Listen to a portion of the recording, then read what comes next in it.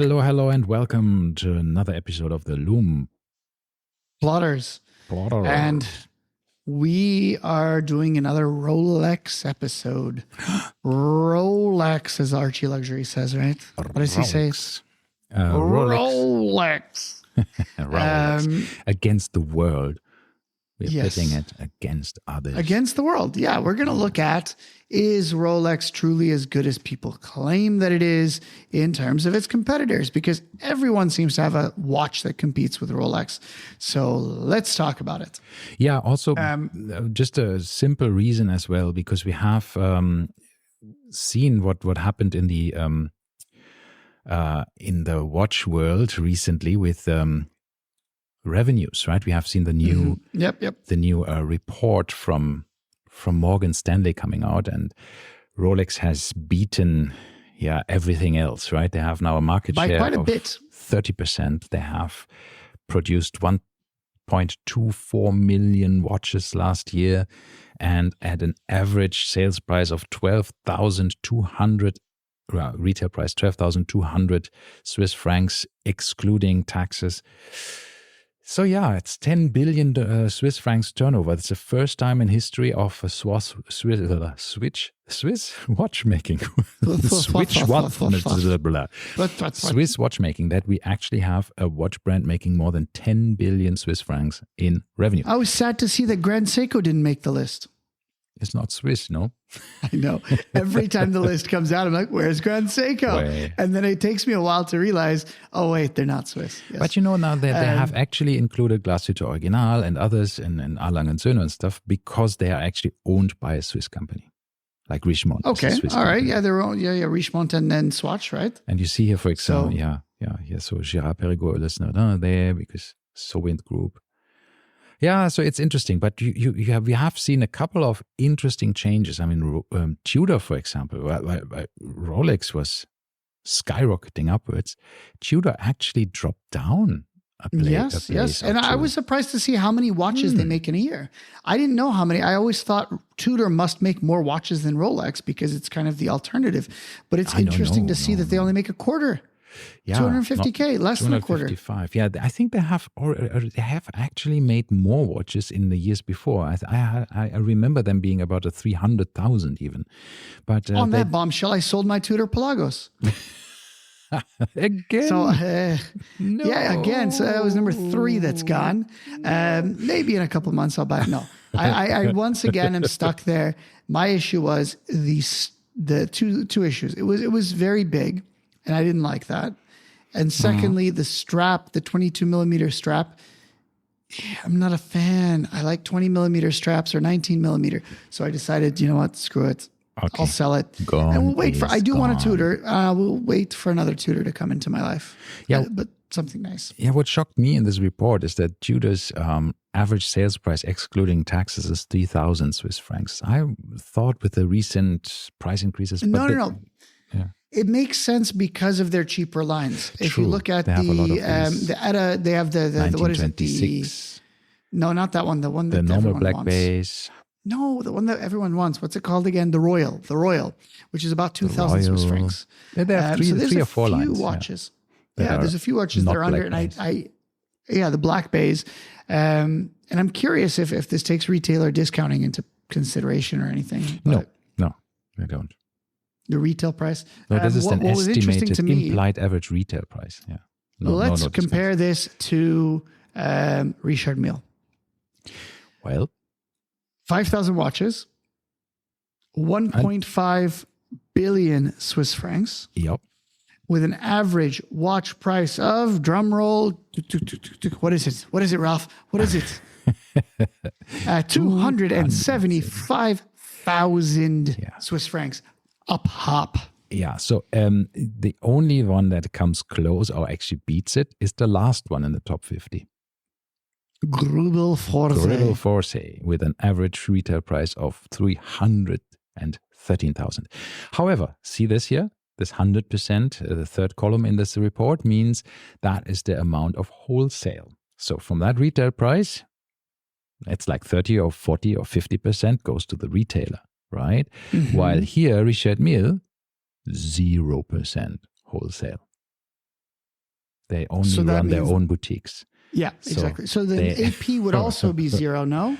Where's AP? No, AP still has here 12%. So they still have some. They said that they were going to try to kind of force out the. They're working on it, but they haven't yet. They're working on it. So down at 12, that is a big difference. But that they're already at only 12%. And then you see Rolex, of course, at 100%, again, the same as Greubel Fossé, because they still only sell via authorized dealers that don't have their own boutiques. So, and that's, of course, when you look at Richard Mille with 1.5 billion Swiss francs turnover, and all of that goes into their own coffers. That's nice. That is nice. So basically, Cartier once again sitting at second place, sitting pretty in second, beating out Omega for I think the fifth year. 2000, 5 years? Was it so? I think about 5 years ago. I think 18, 17, 18, something around there. They overtook Omega.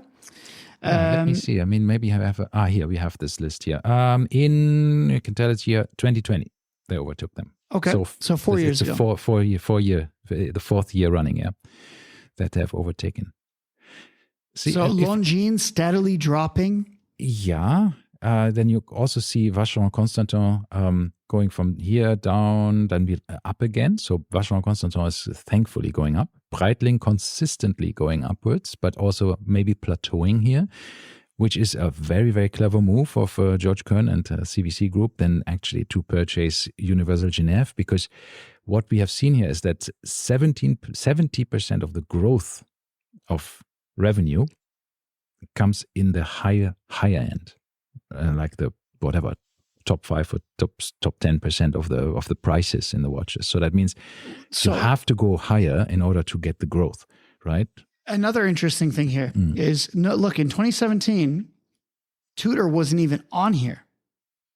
Then it made its way up, and now it looks like it plateaued, and now it's going back down. So it's the same thing as and then Hermes. I mean, this is also shocking to a certain extent how many watches actually Hermes is selling.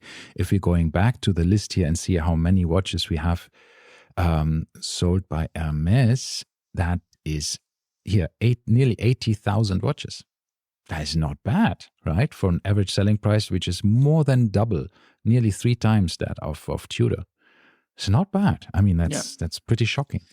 Again, Hermes is bundled with Vaucher, their own part of Vaucher, and Parmigiani Fleurier, and all of this whole area there. So they have excellent watchmaking there. So, it shows, right? Not a fashion brand anymore. Anyhow, so you were saying? I was saying that the other interesting one that I saw, if you go back to the chart of change, is Tissot is really doing badly. Tissot is... I mean, they dropped down in 2022, but in 2023 they actually got high. But the thing is, in this list, because it's revenue driven, I mean, they have sold a lot of watches. When going back here, and if you look at how much they sold, where is Tissot here? Right there. It's 825 million. I mean, 3 billion. 3 million watches. Sorry, 800,000 Swiss francs, so $1 billion roughly.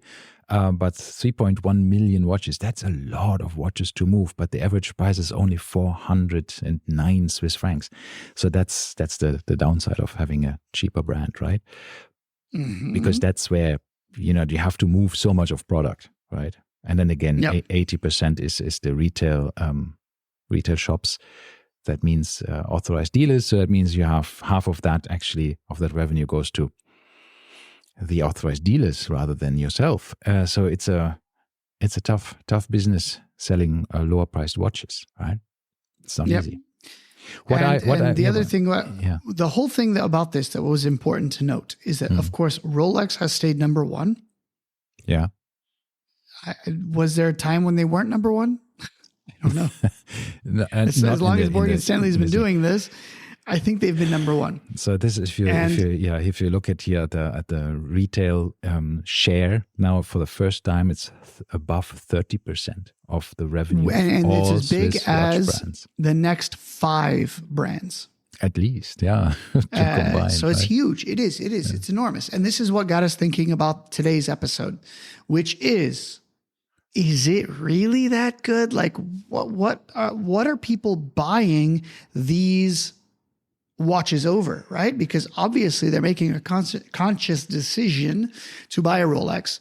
So what can we pit them against and why? And this is where I think I still get sometimes these comments like, yeah, but you can't buy a Rolex and it's all rubbish. They're not selling anything because the shops are empty. No, that is proof. They are selling like hotcakes. Yes, right? exactly. They are absolutely selling. They're just never even touching the showroom floor because they're being spoken for in all of this. I mean, again, they're coming now more available. There's more. This is the first time I think that they're selling 1.2 million, maybe it's the second time. I don't know for sure. They're increasing. They're still building new factories, Rolex. So it seems to me that they are not stopping anytime soon with this kind of market dominance. But when you have so many watches, 1.2 million watches, and it's a bit like Porsche when they're saying over 80% of our cars are still on the road that we ever produced, right? Maybe not of all lines, let's say 80% of all 911s ever produced are still on the road. So if you imagine that every year 1.2 million new Rolexes are entering the market and the pre-owned market is still, nobody throws away a Rolex, right? At least you might not think that. Sure, you might lose it in your yard and you drop it in the ocean. But other than that, you just don't really, the Rolexes are still floating around somewhere. So you add to this big pool of available pre-owned Rolex watches, every year you add 1 million. How many? And they're increasing production. They're going to make a larger factory. They're building it now. So it's kind of funny to think that this is going to go up to like 2 million. Yes, exactly. And it's still so maybe they just decided, because we have this theory that they are trying to get their average amount higher, right? That's why they have sold so much more precious metal watches and two-tone watches, and they pushed these a bit, right? But I think last year we have seen a real flurry of sports models being pushed out, right? Seen like a lot of this. Everybody seemed to report, I got the call. So many Submariners were actually delivered. I don't know how many. Our good friend Mahmoud, did I tell you? He got the call for a watch. He got a Hulk. Oh, right. Or not a Hulk, sorry. What is it called now? Starbucks. The Submariner, Starbucks, whatever it's called. Yeah.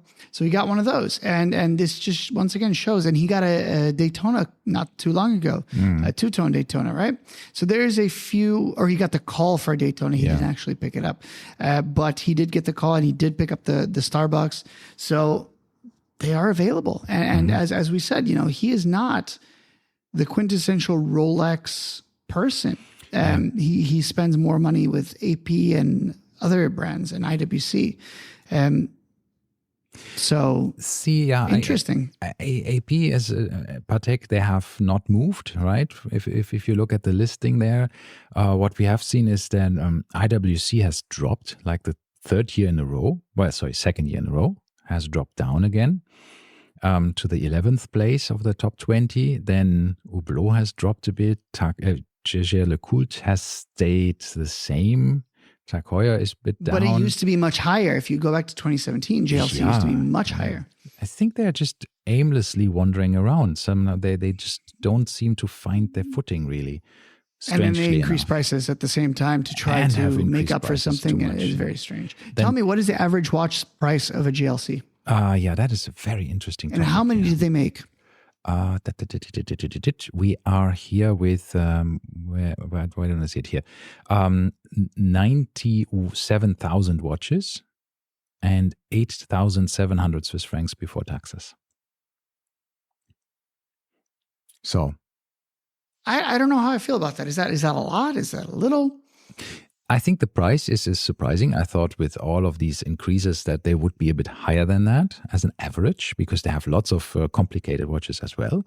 But it seems that they're selling mostly entry-level reversos, mostly quartz, mostly maybe the entry-level Polarises, and some of the Rendezvous. What about for Cartier? What is Cartier's average watch price? 5,700.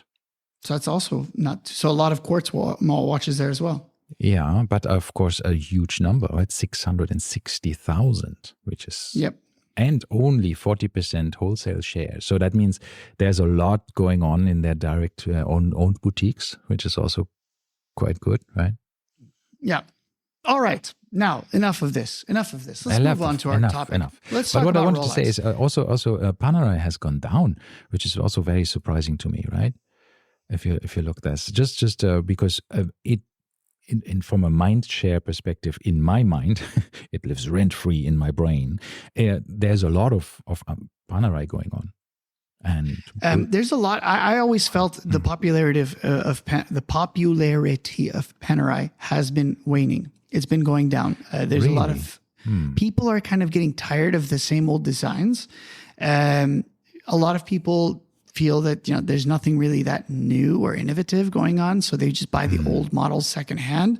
That's of course going to hurt Panerai as well, and of course the sizing is one other thing that's just going to size a lot of people out of the market. So I think now they have smaller watches. They have 38 models, 38 millimeters. Yeah, but they're still, they have 42 millimeter models now, the dual range, right? In 42, they have but nobody wants a dual. 40. Yeah, actually, they're very nice. Wants it. I mean, once again, you have a 30-meter dress watch that looks like a Panerai. It's stupid. But nobody takes a leather strap watch in the pool anyway. So.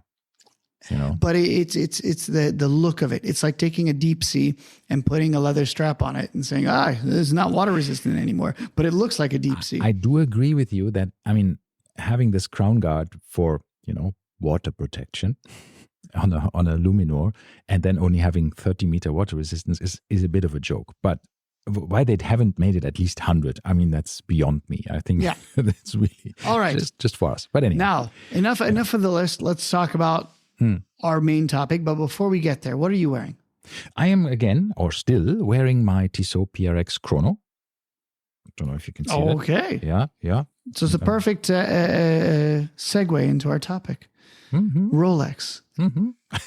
I can't wear my Rolex because it's still at the shop. So apparently... Don't you have another one? No, I only have one Rolex. What happened to the GMT? That's the one that is in the shop because it stopped working, the Gurner, the Guinness. What? No. The Gurner. Yeah. Oh, no, I meant XP2. No, Explorer that's gone. 2. That's gone. That's gone. I sold the Explorer 2 and the Skydweller. These are my two Rolexes that I had, and now I only have one. But I have the overseas instead. So I am wearing a Rolex because very good Rolex. Because Rolex. Yeah, I am wearing my Explorer 1, which I love.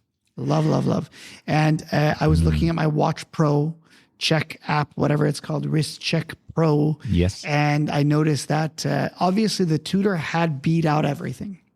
And I think I mentioned last time, that's because the Tudor lived on a tray. So I would always pick it up because it was easiest to pick up, right? So I see. Okay. And I felt that was bias. That was just, what do you want to call it? Just accessibility bias. Accessibility bias, whatever you want to call it. So I have now moved my Oris onto that spot. And lo and behold, the Oris is very much catching up to the Explorer, which the Explorer 1 lives in the box.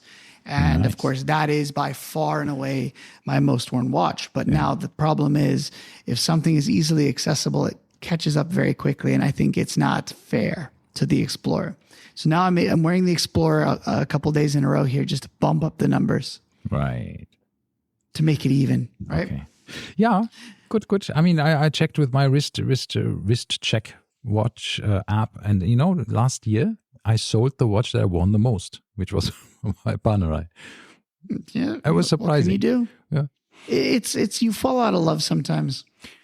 Yeah, or it is a necessity, or you feel like, I experienced this watch thoroughly. I have worn it so much. I really love it, and I think I will have a Panerai in the future eventually, again.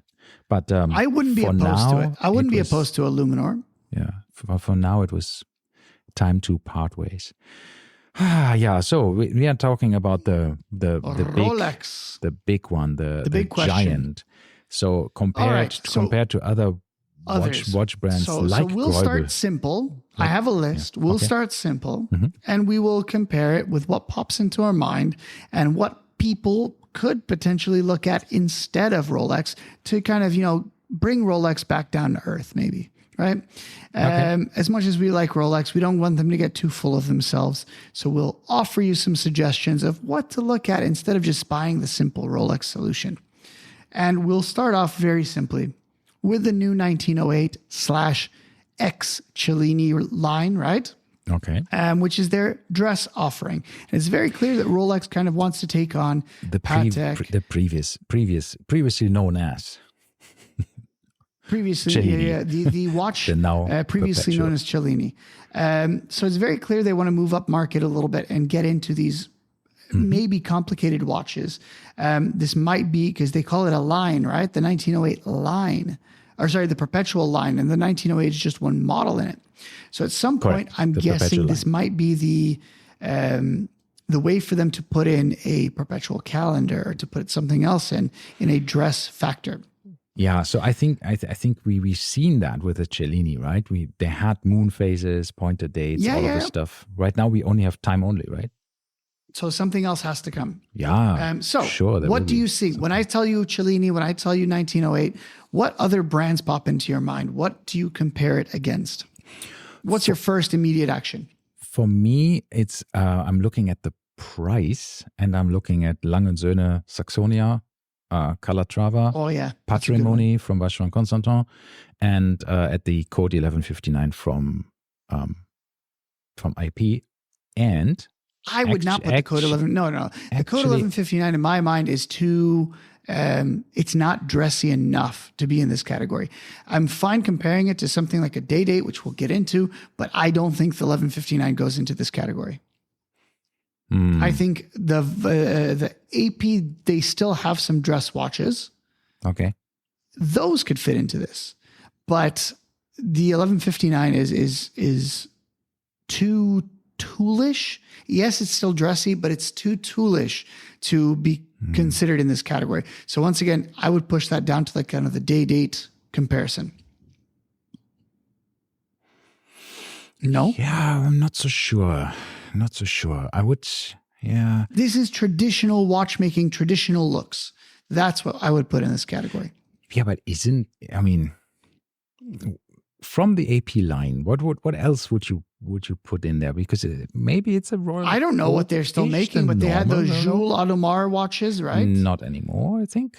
Let me look up. I don't think actually they're. I mean, you have the new. Okay, we have the Royal Oak Offshore, right? As brands, and we have that we know ladies. that's not going to be in this. Yeah, so basically that's it, right? So Hold on, I'm trying Royal to. Oak Offshore, Royal Oak Concept. You can see that here. I share my screen. And oh my God, this website is so terrible. Are you sharing your screen? You are. Okay. Yeah, I am. Yeah. So here you have the Code 1159. Yeah, So I think it's very, very they dressy. have other collections. No, they can't just have Royal Oaks and 1159s. What happened to their dress watches? But that's it. That's the point. No that way. is the point. That is it. Ugh, and that's why they actually created the 1159, because they said we can't just be the Royal Oak company. What they are. That literally is what they are. They had so many nice watches. This kind of upsets me. I really like the Code 1159. Every time I put one on my wrist, I was like, wow, this is amazing. Yes, this is so much better than I thought. It's not a svelte, I just small, don't like the name. Dress the watch. name It's thick as hell. The name is rubbish. It's bold. It's not a dress watch. I don't like it. Not the watch. I don't like it in this category. It does not go. This is not a traditional watchmaking category. If you were to tell me, once again, I don't care about the movement in this case because it doesn't go here. The Vacheron has the Patrimony. But of course, it's important. The Calatrava, Patek has Calatravas. This is not the place for the 1159. No. JLC, they have their master collection in precious metals. That could go in here. Yeah, I think all of these other there is a lot famous, of Parmigiani, these kinds of things could go in here. Correct. But not 1159. Okay. But from Vacheron, I think we could put maybe even the 56 in it. Yes, the 56 would go. The Patrimony would go. But the 56 would also go as a Datejust competitor. It could. Depending but that on is which once again version still a traditional looking watch. And depending, are you having it on strap? Are you not? It doesn't matter what you do to an 1159. It will never be dressy. End of story. Why do you think so? I mean, look here with the alligator because strap. Look at it. No. It is trying too hard. Round. Show me the side profile. Show me the side profile. How thick is it? I don't know. It's like 15, 20 millimeters thick? No. It's not that thick. It is not a thin watch. And the whole essence of a dress watch get it in is 38 supposed to be millimeters. It's not that thick. It is not thin. That's for sure. That's where you have the It's not thin, and that's my issue. It is not, let's say, the 38, the ladies version, basically, the 38. I wouldn't, let me see if I can find I'm looking already. Thickness of 9.6 millimeters for the 38. That's not so big. That's not bad. Yeah. That's not bad. So I don't know. I'm looking at the perpetual calendar is 11 millimeters. See, that's also not bad at all. And here we go. The 1159 caliber 1000, which was the ridiculous one, was 15.5 millimeters. So the average one, here we have 11.5. Yeah, so that's 10.9. So it's still not thin. My sub is that caliber of thickness. Show me a thinner watch from Rolex. How thick is the 1908? Yeah, I don't know, but that's what I'm saying. It's let's have a look. Do they even say that? That's a if question. If it's thicker, 9.5 at a 40 case size. Isn't it 40? I thought it's 39. Is it 40? What size is it? I don't remember. It Rolex 1908. Let's see.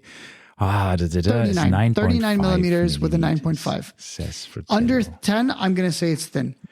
Over 10, I'm going to say it's thick. So it's 1 millimeter thinner than 10. It's huge. That is huge when you're talking about. I have watches that go from probably my thinnest watch is 6, and then I have watches that go up to, I want to say, you have a 6 millimeter watch. That's very thin. Yeah. Which one is that? The Cartier. The Cartier is 6.8, I believe, if I'm not mistaken. Yeah, the Santos, the new Santos. Oh, that's thin. Yeah, exactly. And it's a full rotor. Let me make sure I'm not lying to you. Maybe it was the movement that was 6 millimeters. But it is super thin. I put it on and it is super. It's 8 millimeters thick. 8. See. The movement was 6. I guess, I don't know. I saw a 6 in there somewhere. Also 8 millimeters is my Reverso, which 8 millimeters, including the reversing mechanism. That means the watch itself, the watch component, is significantly thinner at about half. Yeah. So then definitely okay. Then let's say all of the all of the dress watches that we have in the Patek line. There's so many of them. Thin dress watch. That's kind of what we're going for. Under 10 millimeters. I would put in any Grand Seikos in precious metal. There's a few dress Grand Seikos, simple 3-handers and stuff like that also could go in this category. I always feel, but I feel that Grand Seikos have, I don't know if they have the elegance for it, just from my personal perspective. There are some. The SBG W2, what is it? Don't remember. The one that came in platinum. The anniversary ones, I think it was the 60th anniversary Grand Seikos. There was 3 of them in precious metals. They're absolutely stunning. These are the ones, of course, only on bracelets, alligator bracelets in yellow gold, pink gold, and platinum. Those were definitely this category. But all right, moving on. Enough of dress watches. Let's go on to sports watches. Let's go into the Rolex Explorer 1, which is what I'm wearing today. What's the first watch that competes with that, in your opinion? Well, I would. It's a bit tough because it depends on what you think about the Explorer, of what it is in your mind. If it is the This rugged, is also one of those things. Yeah, is it a field watch? Is it a? Yeah, Is it technically? I would say it could be definitely a field watch, if that's what you think. As an Explorer watch, if a watch that is for adventure, then it would be a field watch. If you think about an Explorer as a everyday do everything watch, different. But Could be. yeah, I think for other people think it's just a fancier version of the Oyster Perpetual, because it's basically it was similar. Yeah, right. Exactly. It is. But so I'm thinking, in my mind, it is a tool watch first and foremost. It is a small tool watch that kind of you can bang around and not be too worried about it. Tool for what? What does it do? Everyday life. Show the time. Yeah. Okay. It's an everyday go anywhere, do anything kind of watch. And yes, it's, in my mind, it is a toolier watch than the OP. Okay. The OP is a little bit fancier. This has the locking clasp, so there's a few security features involved as well. So I would say I'm going to put it up against the IWC Mark 20. I think that's a valid comparison, because the Mark 20 is not, yes, it used to be a pilot's watch. Is it now, though? Is it it's not a big pilot. It's a smaller watch now. Wouldn't it be the Ingenieur then, rather? It could be. I mean, once again, we have to, we can't forget about the Milgauss here, right? The Rolex Milgauss, which we didn't put on the list because it's discontinued. But the Milgauss would be a direct competitor to the Ingenieur. And then the JLC at that time also had the what is it? What did the JLC have? The True Beat. They had Geophysic, which was their line. But then the Mark 20, Mark 18, those were kind of a different. Yeah, I feel like the Milgauss, for example, with the whole magnetic resistance. I mean, Omega has now, basically killed that. They've killed that 15,000. So everything is all day, every day. Anti-magnetic or amagnetic. Yeah. I don't know. And also the newer versions of the Rolexes are all more magnetic resistant than the Milgauss was, but they're not actually saying it because, well, it was a bit bad to say about the Milgauss. But my point is, you still haven't answered the question. What is it up against? Yeah, so I would rather say the Ingenieur. I mean, they priced it a bit too high. I mean, higher now than the Explorer 1. And we have to mention that, yes, we're leaving out a lot of things. We're trying to stay within the price point. Yes, you could compare it to Hamilton Khaki Mechanical Field, but sure. We're not going to do that. This is just our. We're trying to stay in the same level of price point, right? First thought, in the same range. Because no one is going to say, I'm not going to buy an Explorer and I'm going to buy the Khaki Field. No. With you have $10,000 in your pocket, you're not going to go, I'll buy the Khaki Field. I don't need the Rolex anymore. No, that's not how it works, right? You want to scratch that itch. I think you're right in the fact that a Mark 20 or an Ingenieur could scratch the same itch. And I think that's a good way of looking at it. What would scratch the same itch? That's what we're looking at here. Then I would say certain Tag Heuers could do that. Which ones? They are more diver watches, right? Yeah, but we'll talk about those in the direct categories. I know, but it's for me, it's just like they're very similar feel. So surprisingly, Omega does not have anything in this.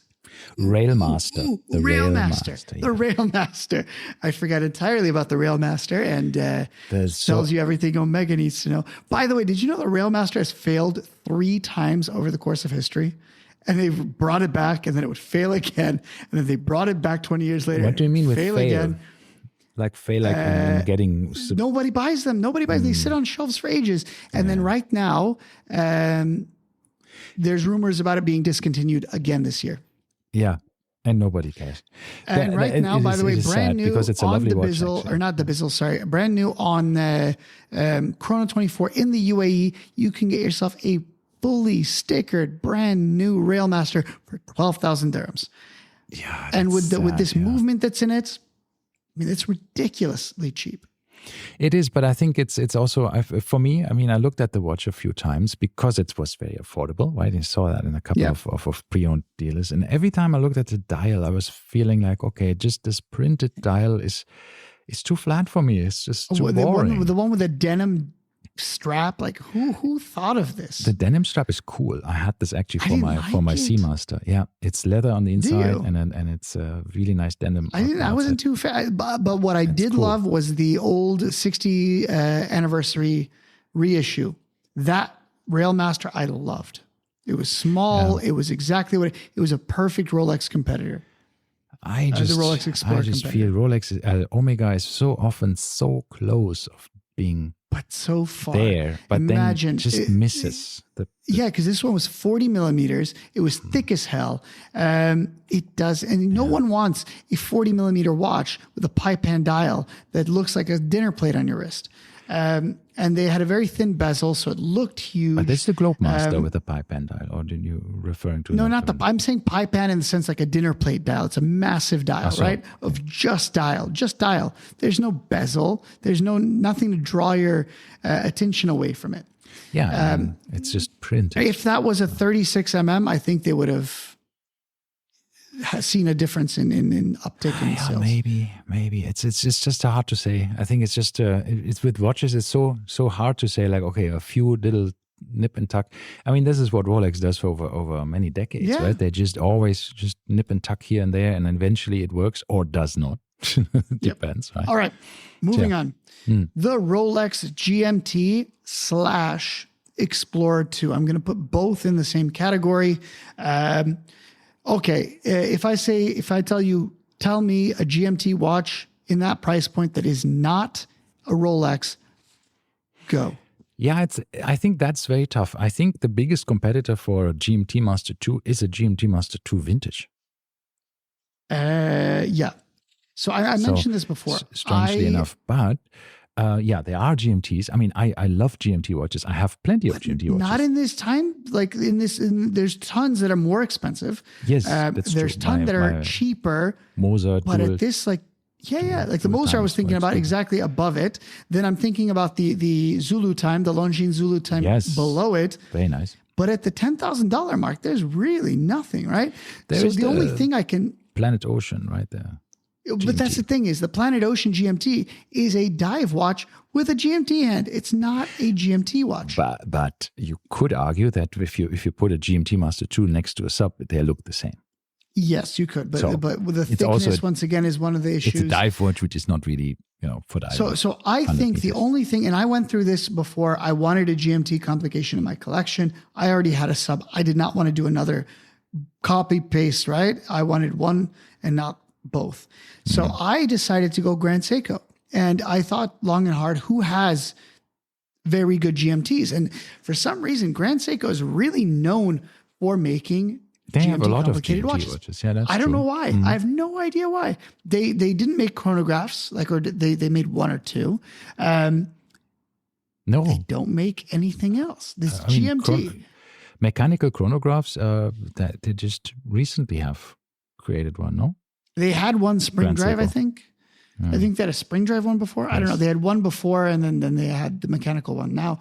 But the point of the story is they're not known for anything else other than GMT, and they put GMTs in almost all of their product lines. Yeah, I had a spring drive GMT as well. Really nice. So I think that's a good combination. You could go get yourself a Shosho, which is the one that comes on the metal bracelet.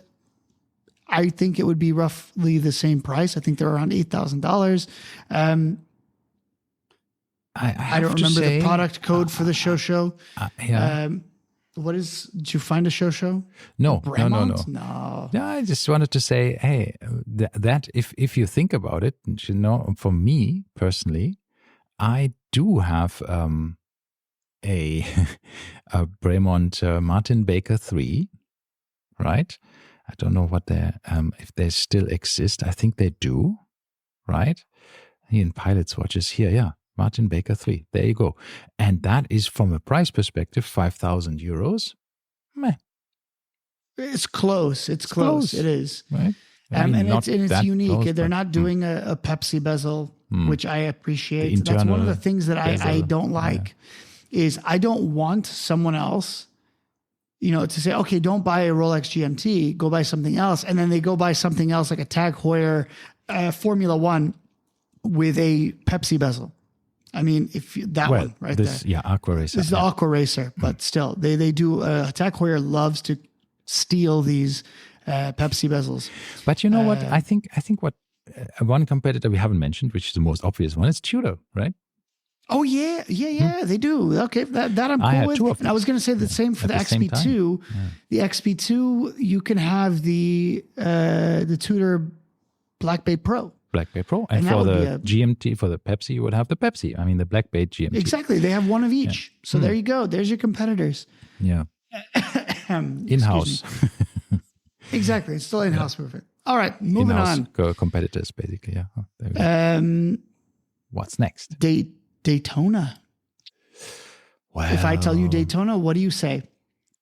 Obviously, there's one chronograph that is standing out. That is like the chronograph. Generally, that would be the Speedmaster. Obviously, I think as the chronograph. Did you hear? Of course, you heard because you sent it to me. But they are making a white dial Speedmaster moonwatch. Hell froze over. Unbelievable. It should be coming out today, so we don't know it. But by the time you hear this, you should already know about it. Yeah. I'm curious, is this going to be a special edition? Because if you recall, we had an old Snoopy with a white dial. We had the Alaska Project with a white dial. Or is this going to be just a Speedmaster moonwatch with a white dial? I mean, they had white dials before. Obviously, there's like the last, what is it, Tokyo 2020 and these kind of things. Yeah, that was also. It wasn't it wasn't black-white. It was white and I think reddish, orangish or something. But they have some Speedmaster 38s with a whitish or silver dial, but the moonwatch itself never had. We had right? the Alaska Project. That was a moonwatch. Yeah, exactly. They have some of the reduced here. Oh, there we go. The golden versions, right? Oh yeah. I forgot the gold versions you had. It was a meteorite. No, silver dial. Does it say silver or white? This is always the problem with this, right? I mean, you never know. It says does it say here? Blah blah blah blah blah. Are they going to do this? I mean, seriously, if they do this with a black bezel, I'm going to be disappointed. I would much rather have a white bezel with a white dial, like the Alaska Project. I think the Alaska Project had white bezel, right? But am I crazy? Yeah.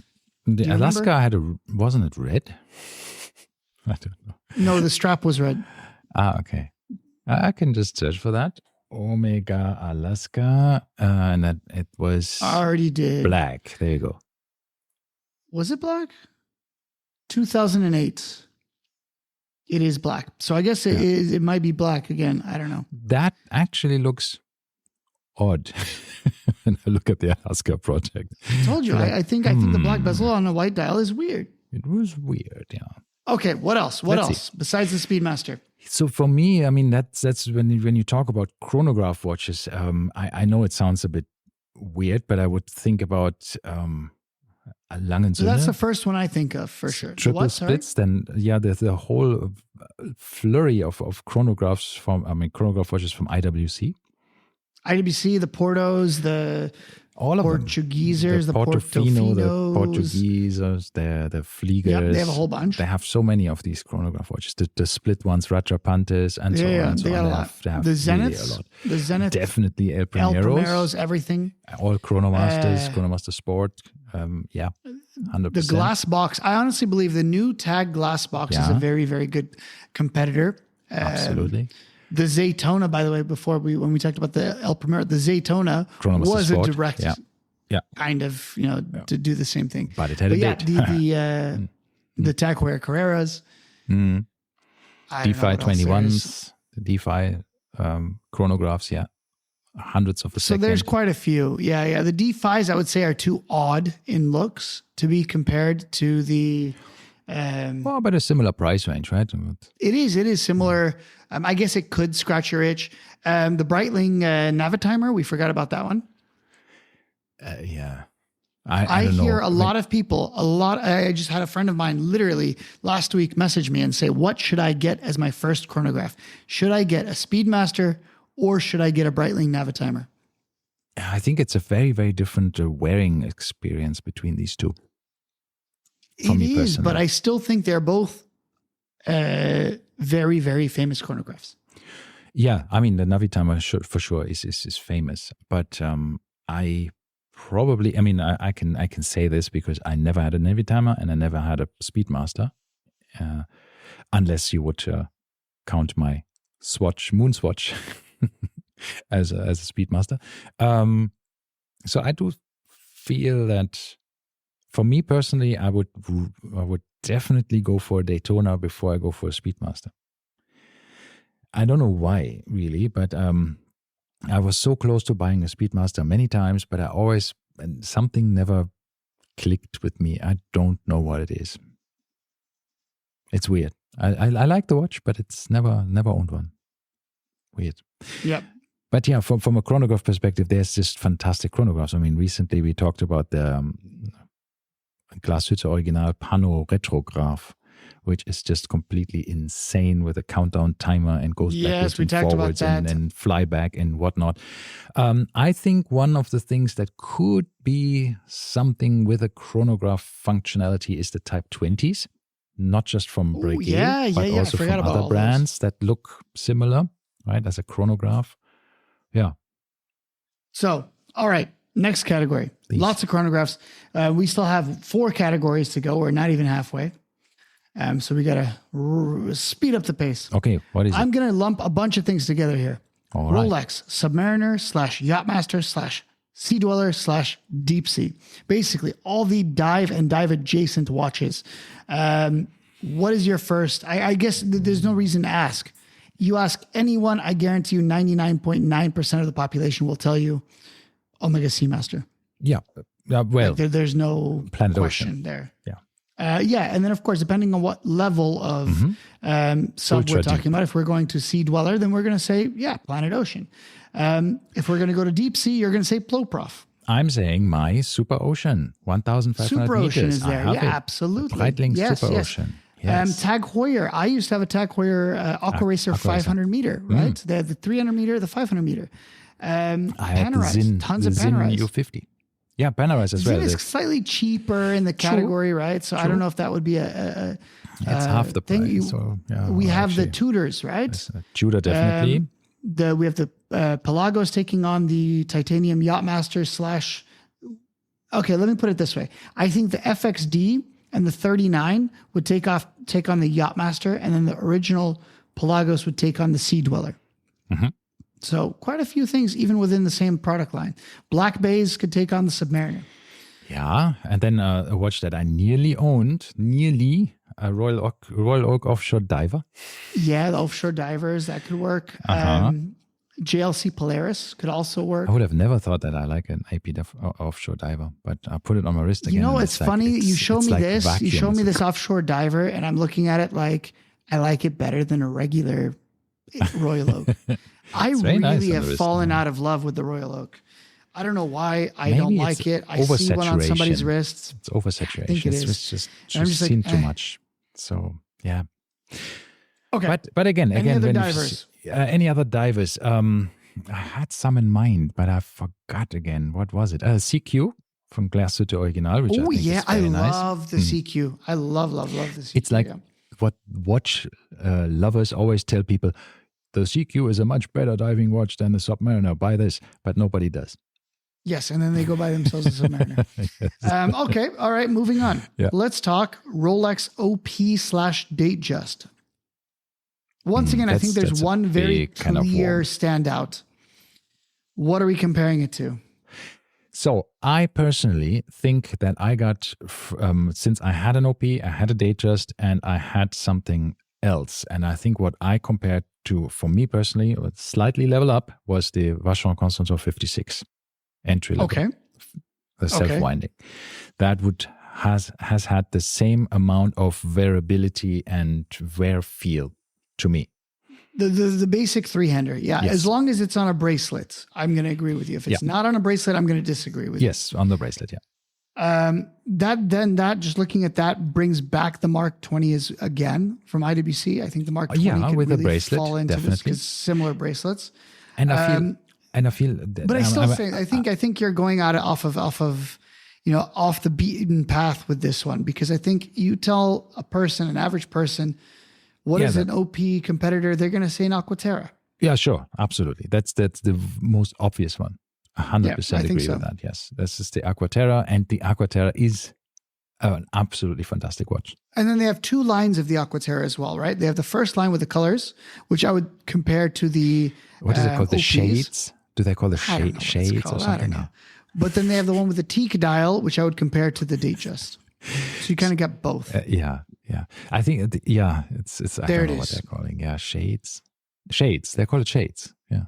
That's a 38 millimeter versions. Yeah. But you know what? I think the problem is when you scroll on the website from Omegas, you you're just thrown. There's so much. There's this paralysis by choice, right? You have too many choices. Yeah, there's way too much. And that's what I think Rolex makes so brilliantly, which that's just, okay, you want a Datejust? Great. Choose the metal first. Then you choose you choose your bezel, and then you choose your dial and your bracelet. So you basically are brought through. You never have a screen full of 5,000 different variations of the same watch. You're actually asked to make a selection, and every time you make only a selection of between a handful or so, right? Things. Maybe for the dials is a bit more than just a handful. Yeah. But other than that, it's always like size first, then this, then that, then this. And so you're basically making a very limited choices every time. While if Rolex just throws the entire spaghetti plate on the wall and says, like, let's see which one sticks, right? Correct. But I mean, I scroll here and it's like literally hundreds of watches, right? It doesn't stop. It's these websites that never always keep on loading. I mean, you could use the filters, but anyhow, that is the obviously competitor, and it is a fantastic watch. I had Aquaterras, never had one, but I had the quartz. I had the quartz Aquaterra, and I loved it, and I thought it was so cheap. I think I paid 7,900 dirhams for it, brand new at the Rivoli, and it was an absolute tank of a watch. I really liked it. Great strap monster as well. It goes very well with different straps. True. Then I think from a Datejust perspective, that's where I think the Grand Seikos come in. I think that's a Datejust OP competitor. Yes, I could see that. So for instance, my SBGW 231 plus some of the other ones as well, right? There's a bunch of these SBGW 231 lookalikes, right? In different colors. So there's a lot of stuff you could do there. That might even be an OP competitor. It's a little bit dressier than an OP, but being that there's so many colors available, that could be that. Yeah, but I'm still with you with the Mark 20 or the Mark 18 or whatever the Mark watches, because they are also some of these. That's one of the watches that I want to have one, the Mark 20, and I will get one at one stage on the bracelet, because it's like an OP or like an Datejust. You put it on your wrist and suddenly that's good. That's what I want. That I like what I see. Yeah. So one that I didn't see coming, that I noticed in my collection, that is absolutely my competitor, is my Cartier Santos. Yeah. I mean, obviously it's got the bracelet. Different, yeah. The dial is the same color. Yeah, it's square, but essentially it ticks that same box. It's the same price point, exactly, almost. So there's a lot of things that I do feel that kind of does it. How about a Polaris? No, the Polaris. I know it's it's a technically. I'm going to say no on the Polaris, but the Geophysic I could go with.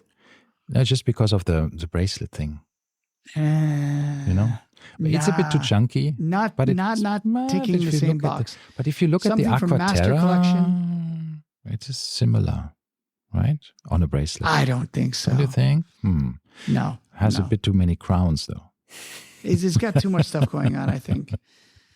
All right. What about the Laureato, the GP? Yeah, would work. And it's a little bit more expensive, but you could get a discount and you can kind of get it down to right around the same. You can get it actually. I mean, pre-owned, you can get it. Pre-owned, you can get it for cheaper. Yeah, absolutely. Yeah. And it's a better watch in every aspect. It's a better watch. Yeah, I'm not 100% sure. I mean, from a horological perspective, yes. I mean, Gérard Perregaux makes really fantastic things. You do have less power reserve. You do have nicer finishing, and you can see it, obviously. You have lots of options, I think, with the Infinity, the limited editions they have with the Onyx dials and all of the stuff. You have some really crazy things. On the other hand, with the OP, you have also quite interesting colors, yeah. All right, going nowadays. With your Onyx dials and everything, we're going to go one step up. Let's go day-date. Day-date. What would be the competitor to the day-date? I was originally going to lump this into date-just category, but Ralph pointed out that because when we talk about the itch, so I was looking for day-date at a day-date myself. My wife got one, the 36 millimeter, yellow gold one. Wonderful watch. It's very, very nice. It's the problem is if you buy it for retail, me personally, then you have, from the scratching my itch perspective, I would probably also go for Lange & Söhne. You can't buy an Odysseus for this money, obviously, but you would be in this 1815 area, which I like. Then I would definitely consider Royal Oak as a competitor to a day-date. So this is where I think that 1159 comes in. It's the same price, basically, as a Royal Oak. I'm just saying. But yeah, but the I'm just going to point it out there. I think this is where it should be. It's more sporty than the Cellini line. You are okay. You could say, but it's. I mean, they had a day-date 41 for a while, right, at Rolex, and then they discontinued it relatively quickly. Well, now they have the 40, right? They're 40, but it's better. The 41 was a bit weird. So there's a lot of stuff that lives in this category, like a lot of stuff. LUC, JLC. There's a lot of stuff that you can go for. I think in this range, but I think when you talked about this scratching this itch, and I think a day-date is something that is again, Rolex has a rite of passage. Yeah, probably has trained us so much that this is like, if you have a president in, brackets, then you made it, right? I mean, it's not just having your first Rolex, and you obviously already made it, but then of course, so that means your wife made it. President yeah, she's not the president. That's it. She has made it. Okay. We have not yet made it. Yes. No, we haven't. Okay. All right. So I would say, okay, let's go on and then we'll see what else there is.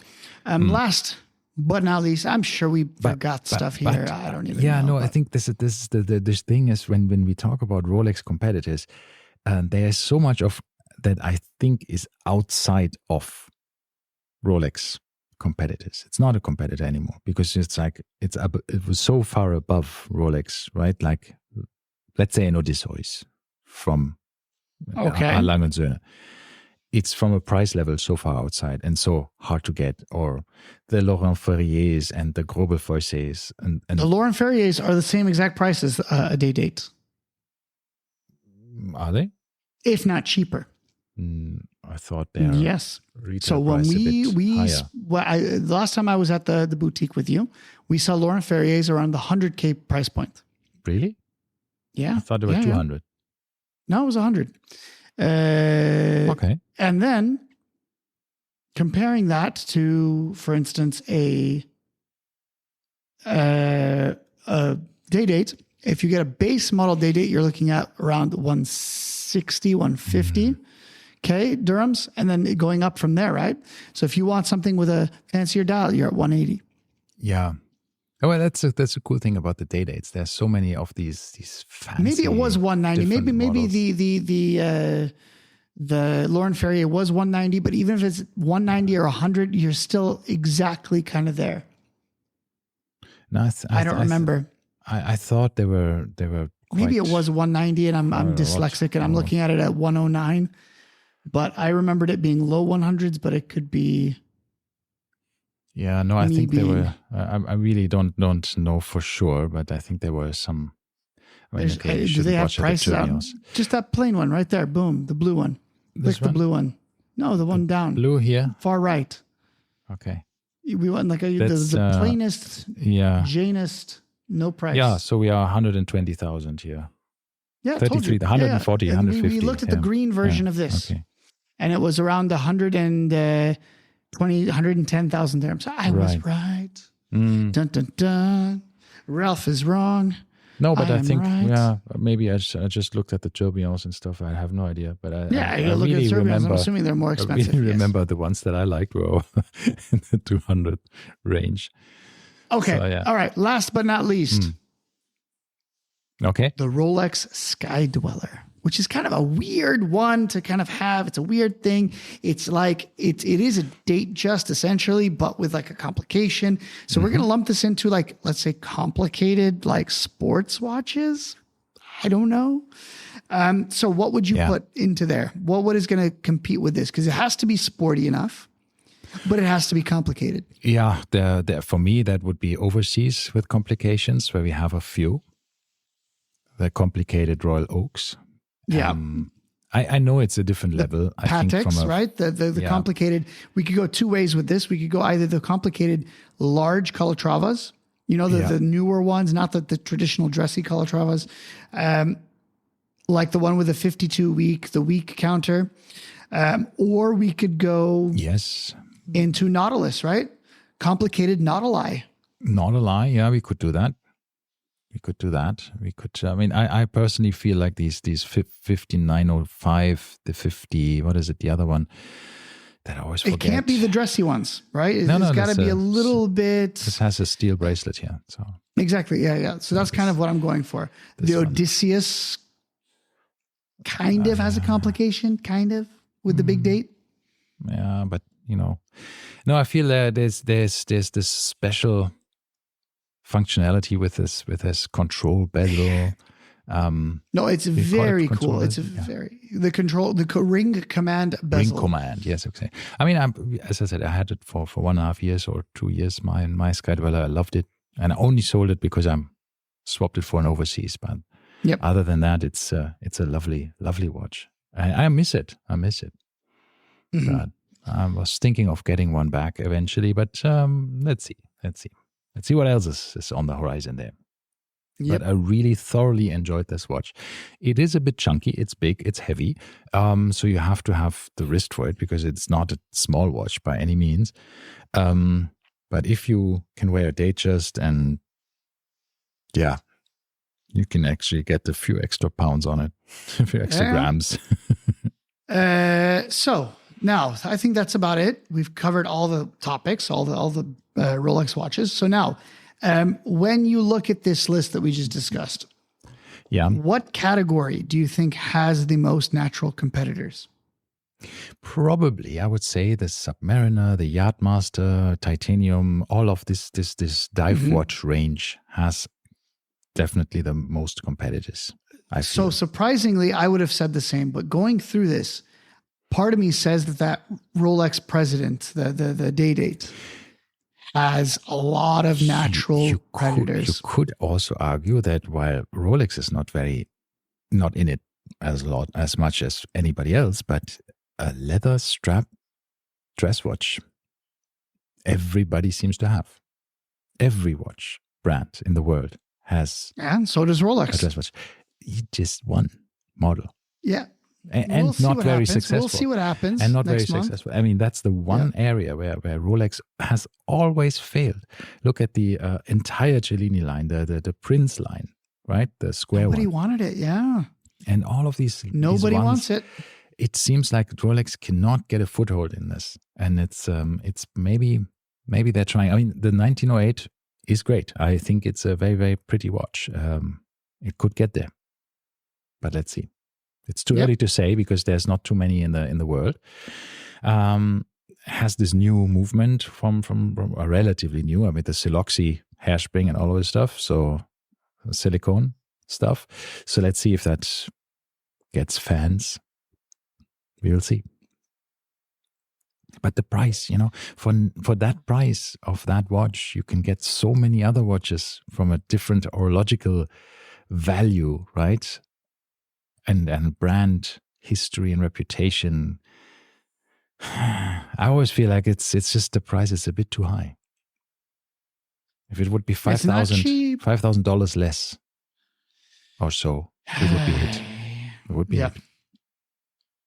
All right. On that bombshell, I think it's time to end. Good discussion. Rolex against the world. Against the world. That'll be the title. I'll put it up there. Okay. All right. Thanks for tuning in. We will catch you next week. And please let us know of how much you disagree with and how much we forgot to mention, right? Yes. So obvious choices we forgot. All right. Ciao. Bye-bye. Ciao.